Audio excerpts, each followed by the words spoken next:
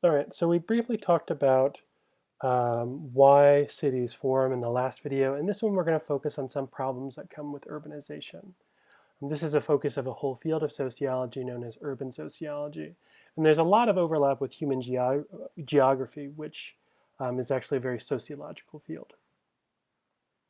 One of the biggest issues we see today is the rural-urban divide. Cities tend to concentrate wealth in particular places. This is because services like finance and banking today in particular, but also because of a lot of, even if you're making cars or panties in Augusta, Georgia, a lot of the banking and services actually go through major cities like New York or Atlanta. New York, London, Tokyo are all major financial centers, for example. But also the more higher paying types of jobs, particularly in our contemporary economy, tend to be concentrated there. These are also what Richard Florida has called creative class jobs. So they tend to be more service oriented, kind of high level in terms of like bankers, accountants, ad executives, um, university type jobs where you see high level kind of creative work.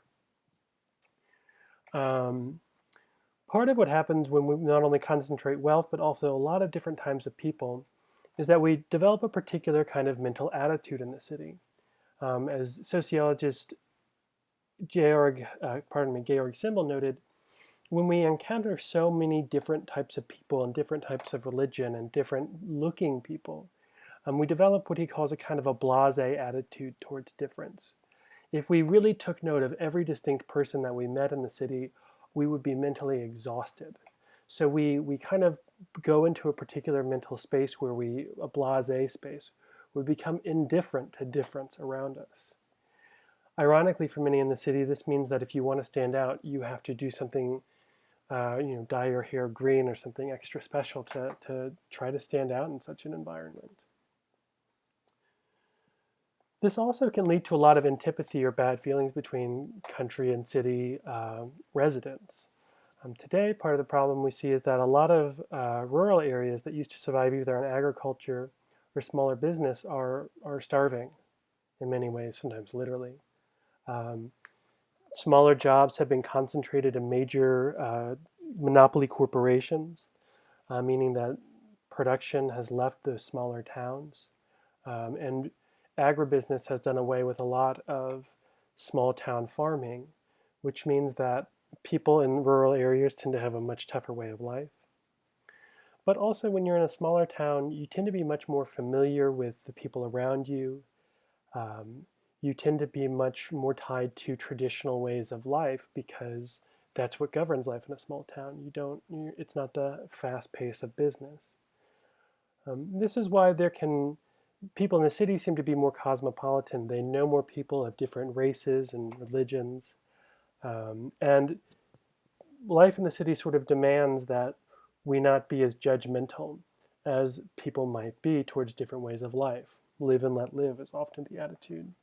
And this tends to kind of not jive with people in rural areas. And we see this in areas like Georgia and a lot of rural states where rural counties are deeply conservative around issues of abortion, women's rights, gay rights. Um, while major cities like Atlanta or even Augusta tend to be much more cosmopolitan and people tend to have a wide variety of attitudes and be much more open. And this can create really stark divides between people because they feel like they're literally from different worlds. Another major issue is deindustrialization and poverty. What happens when industry leaves? So if cities are built around growing industries, what happens when those industries dry up or leave or move away? What tends to happen is we see a real concentration of joblessness for those who aren't able to move. They're somewhat stuck in a decaying city. Detroit is an example of this, though it's trying to find new ways to revive its economy. There are big sections of the whole city that are abandoned, that are overrun by literally wild dogs. Um, Poverty in this way tends to spiral because if you don't have, Joe and Jane auto worker coming in to get a haircut or to buy your foods, then your job can go under. So poverty tends to spiral in such areas. Um, because people are concentrated there and services are concentrated. Those services need those people to continue to buy. Today, another major issue we see is sort of the reverse of this. So in the 1980s, a lot of people moved out of cities as industries left and as they became more black and poorer, frankly. And there was a lot of what we call white flight as wealthier white families moved to the suburbs. Today we see the sort of opposite happening, that young white creative intellectuals that we just talked about like the idea of living in a walkable city, as it's known, where you can walk to the things you need. So this creates a process of what we call gentrification, whereby they move into an old loft building like this, they fix it up, and that starts to raise the property values, which means the poor people who've called the city home for a long time are then forced out through gentrification.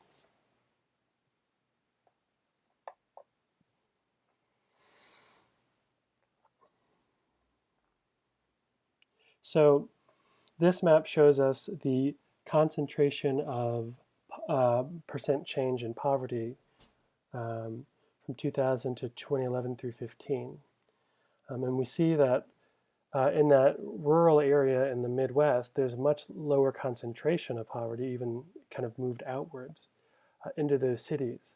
It's worth noting that this also happens, look at Atlanta, for example, because in those rural areas, as those jobs dry up, we see less and less opportunities in those areas, so people then travel to cities.